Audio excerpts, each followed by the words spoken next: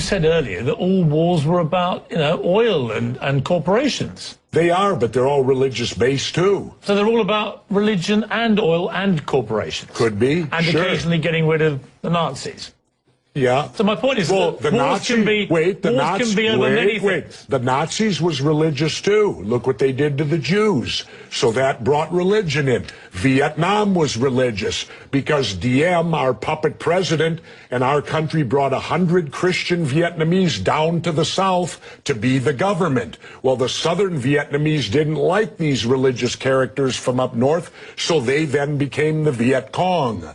So all wars, pretty much in my lifetime, have had some religious basis, but certainly big business gets in there because wars are very profitable to certain big businesses. And of course, big business needs to be in the Middle East so that we can get the oil out of the Middle East, so we can get the lithium out of Afghanistan. You know, they discovered a vein of lithium there they say is worth $1 trillion. Well, what is lithium used for? Every cell phone, computer, and soon to be electric cars. Let's talk about why we're really there. We're not there. How does any of these wars affect our freedom in any way? The United States is not in any threat. They're not going to do a Normandy invasion on us, Al-Qaeda in Virginia. Yeah, but hang on, you're being slightly naive, aren't you? Because I'm not being naive, sir. I think you are being naive. No. Because I think that it's clear one of the main reasons that America went into Afghanistan was to try and get Al-Qaeda dismantled, the organization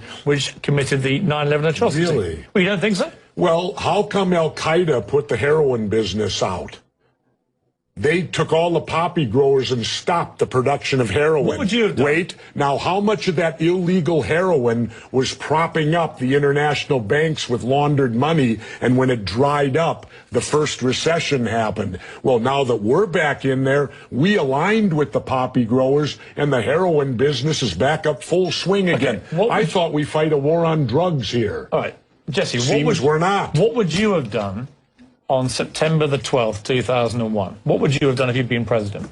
What would I have done? Yeah. I would have done a legitimate investigation to find out what exactly happened on 9/11. How did they know who did this so quickly like they did Lee Harvey Oswald?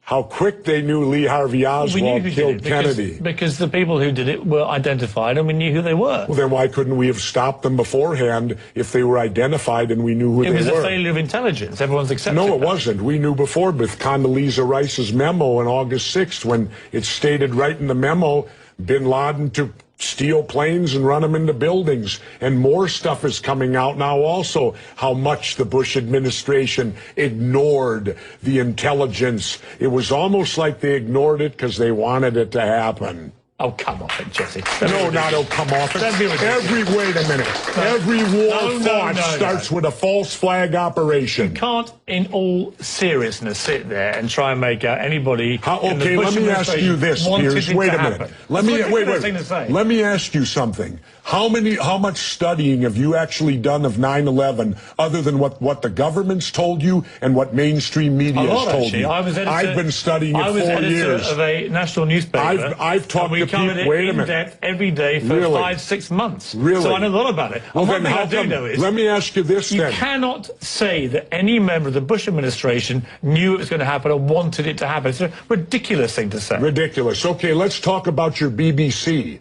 I have a tape of a BBC reporter broadcasting directly back to England talking about a third building has collapsed. World Trade Center Building 7 talks for 7 minutes.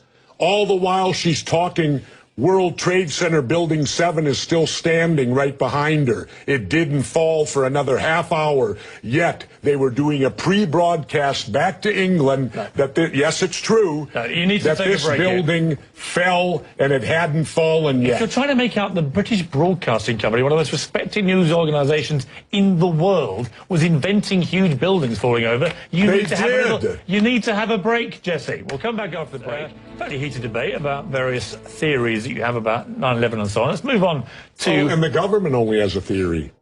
Right, well, the government has No, factual... this is a theory. Their theory is 19 Islamic radicals armed with box cutters defeated our multi-billion-dollar air defense system, all while conspiring with a bearded guy in a cave in Afghanistan. That is exactly what That's happened. their theory. No, that's not a theory, it's a fact. That's their theory. No, Jesse, that's a it's fact. I Was think you make required. some very sensible points, and you make some crackpot points.